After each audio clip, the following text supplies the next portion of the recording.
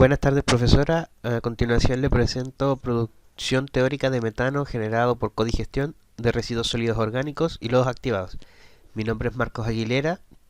La profesora titular es Cintia Urrutia Molina para la asignatura de especialidad de tratamiento de residuos.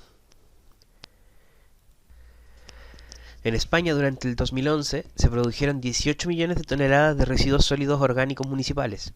También se ha incrementado la utilización del tratamiento de lodos activados para las aguas residuales. No. La codigestión anaeróbica de estos sustratos es una gran oportunidad de valorizar energéticamente estos residuos. Entre sus ventajas se presentan: la ganancia económica incrementa según la cantidad de residuos generados, los compuestos inhibidores se encuentran diluidos, por lo tanto no afectan mucho el proceso, y que los microorganismos que realizan este proceso son variados y se encuentran ampliamente estudiados. Por lo tanto, en Europa, las plantas de codigestión se han transformado en una práctica estándar. El objetivo de esta presentación es presentar y evaluar estrategias para poder predecir el potencial metanogénico de la codigestión de los residuos sólidos orgánicos y los lodos activados mediante modelos matemáticos. Esto último con el objetivo de ahorrar tiempo y recursos a la hora de poder conocer el potencial biológico de metano de un sustrato. Se presenta a continuación la metodología. Se realizaron tests de potencial de metano biológico para evaluar el ratio óptimo de codigestión entre sólidos y lodos activados, para ver los porcentajes, cuál es el indicado para hacer la codigestión.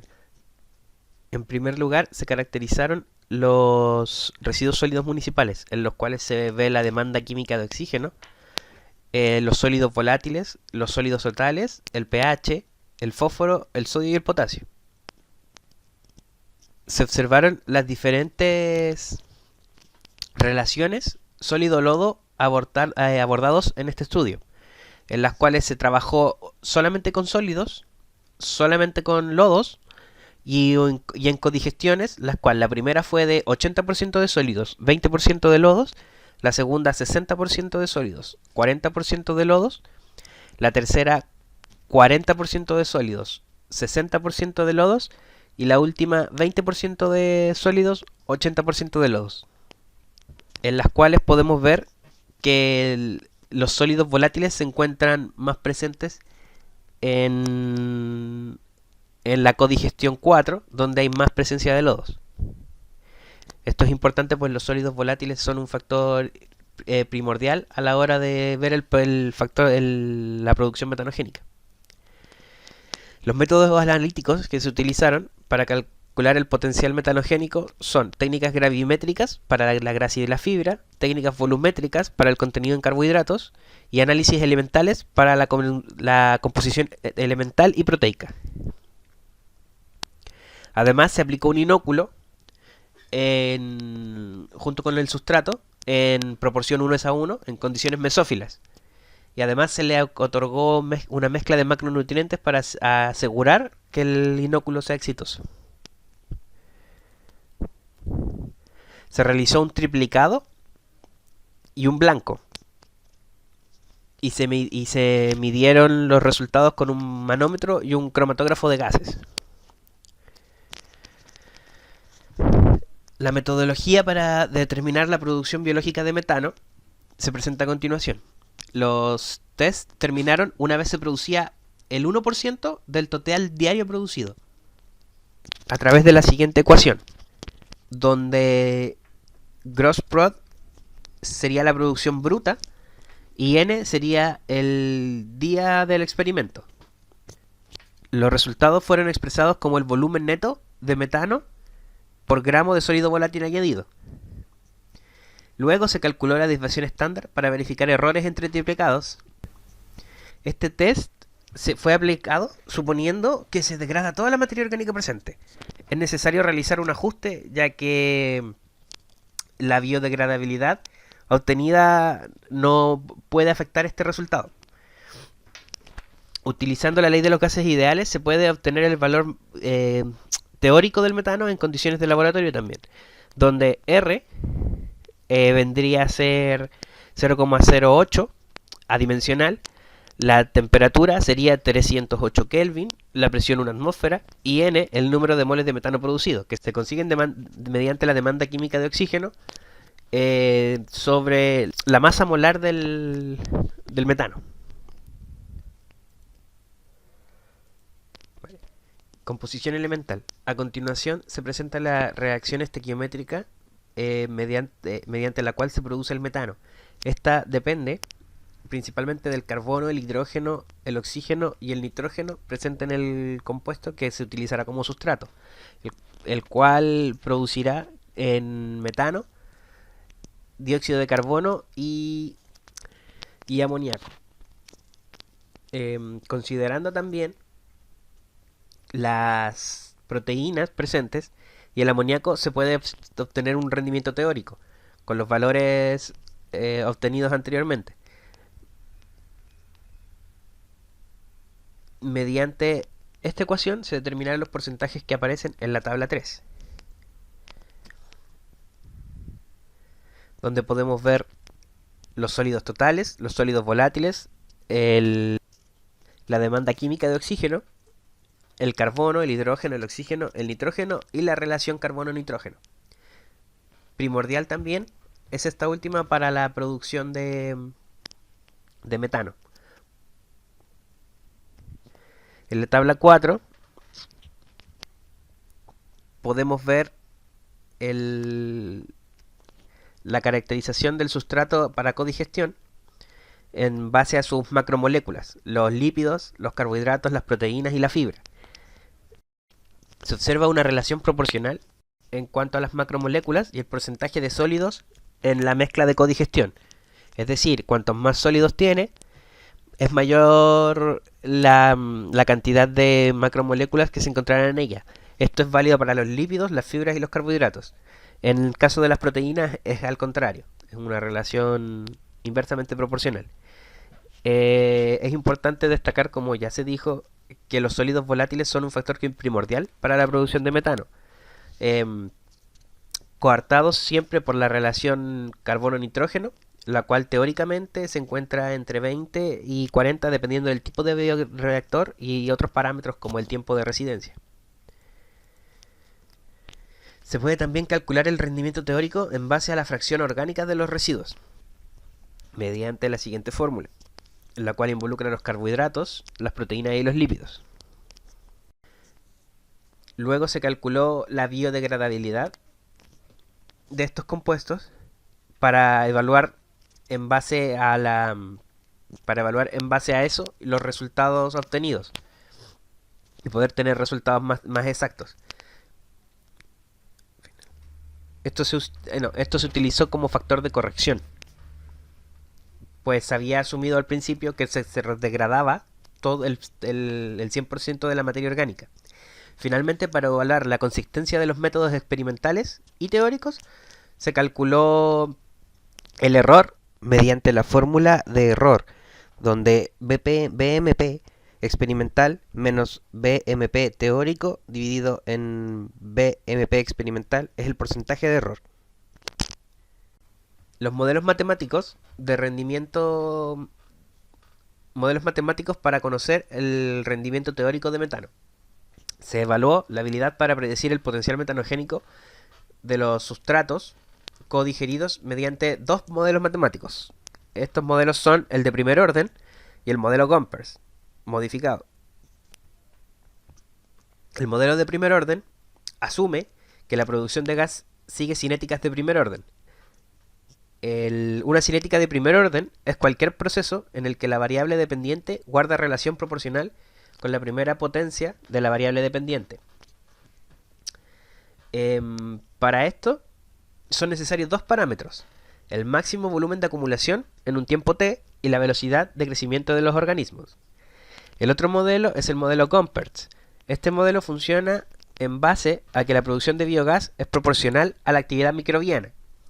Este modelo fue ideado para procesos batch, por lo tanto se modificó para este estudio, donde I es el volumen total acumulado en un tiempo infinito, K es una constante y lambda es la constante de fase de retardo o el tiempo de lag, en el cual las bacterias se acomodan al sustrato.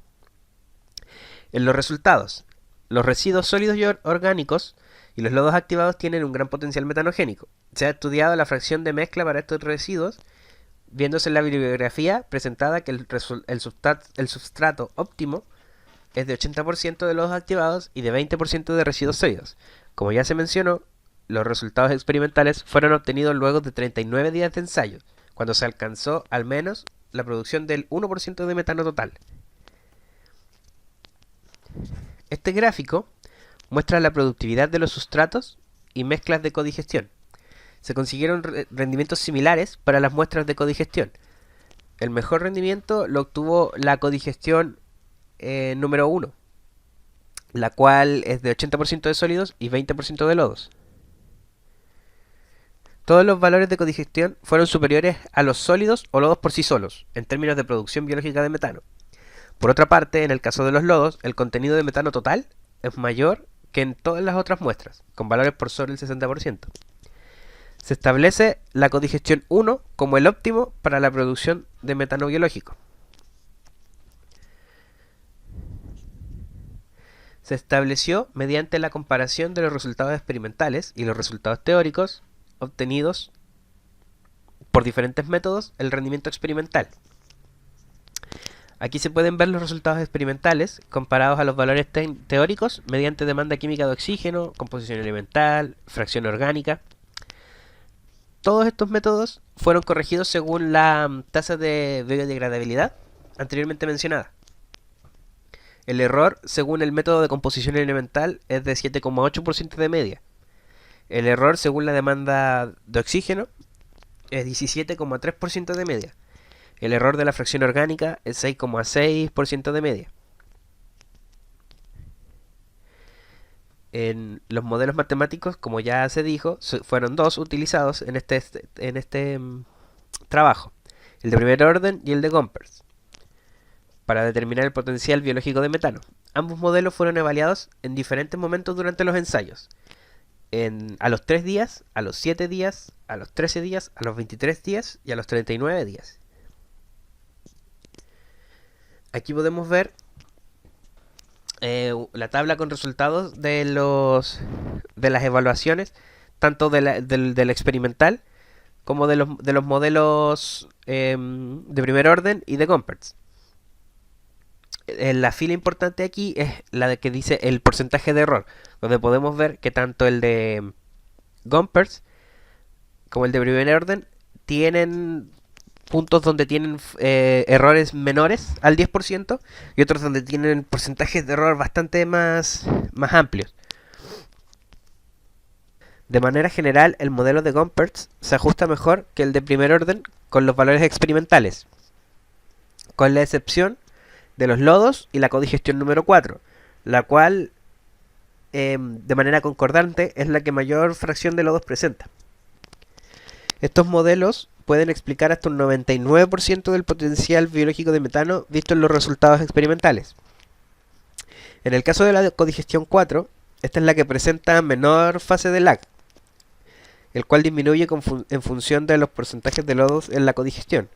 En ese sentido, la codigestión 4 es la que puede tener un menor tiempo de retención. Por lo tanto, puede ser más útil para ser implementada desde un punto de vista económico. De cualquier forma, luego del séptimo día, el comportamiento se modifica y la productividad aumenta en función de los sólidos agregados. Este rendimiento se puede explicar, pues los sólidos tienen compuestos menos biodegradables, como la fibra, lo cual ralentiza el proceso en su inicio, pero lo favorece al final. Para la fracción de residuos sólidos y las codigestiones, el modelo de Gompers es capaz de predecir la productividad final en los primeros 7 días con un error relativo menor al 8% y menor al 5% en algunos casos, que es el de la mezcla 1 y 2. El modelo de primer orden puede predecir el potencial biológico de metano desde el día 23 con un error inferior al del 5%.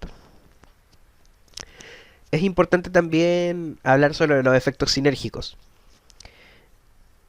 La codigestión de algunos sustratos puede producir efectos sinérgicos o antagónicos. Esto puede ser visualizado mediante un aumento o disminución del potencial biológico de metano. Los efectos sinérgicos o antagónicos pueden aparecer debido a la contribución de la alcalinidad, elementos presentes, nutrientes, enzimas o cualquier incremento o disminución de estos en los sustratos que los microorganismos puedan requerir o esté en exceso.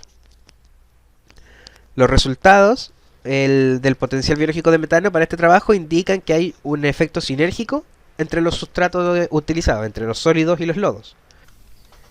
Se comparó la biodigestión con otras tecnologías, como son la pirólisis y los lodos activados, en la siguiente tabla. En los costos de implementación, vemos que la pirólisis tiene costos muy altos, pues se requiere de una gran área de ingeniería para poder llevar a cabo una planta de pirólisis. En el caso de la digestión, el costo es más bien bajo, pues solo se necesita de un bioreactor. En el caso de los lodos activados, este más bien depende de la cantidad de agua que se quiera tratar o del residuo que se quiera reducir. No obstante, tiende a ser más alto que el de la digestión. En el costo de operación y mantención, en el caso de la pirólisis es muy alto en el caso de la operación, pues se gasta una cantidad de energía bastante importante para poder generar el arco eléctrico necesario para poder oxidar todos los residuos presentes. En el caso de la digestión es bajo, pues solo se necesita energía, o sea, pues solamente se necesita mantener valores de temperatura constantes para que trabajen los microorganismos. Caso similar al de los lodos activados, pero que además también pero que además también incurren otros gastos, como por ejemplo la aireación de los reactores y los tratamientos previos, como la separación de sólidos. En el caso de la valorización de residuos, sí se pueden valorizar residuos de la pirólisis, como pueden ser gas o aceites que se producen, y estos pueden utilizarse para biocombustibles. En el caso de los lodos activados, el impacto ambiental puede ser importante en caso de que se sobrepase el caudal específico para la planta y ésta tenga que evacuar agua sin tratar. Además de que también se pueden producir malos olores. A modo de conclusión, en general, ambos modelos matemáticos mostraron ser acertados cuando comparados con los valores experimentales obtenidos. En la primera semana de estudio, el modelo Gomper demostró ser más efectivo que el de primer orden. A partir de la segunda semana, el modelo de primer orden tiene un menor porcentaje de error. Cuando comparamos la biodigestión con otros tipos de tratamientos de residuos, esta se ve como una buena opción, principalmente por sus bajos costes de operación e implementación y además de sus bajos impactos ambientales. Gracias por su atención.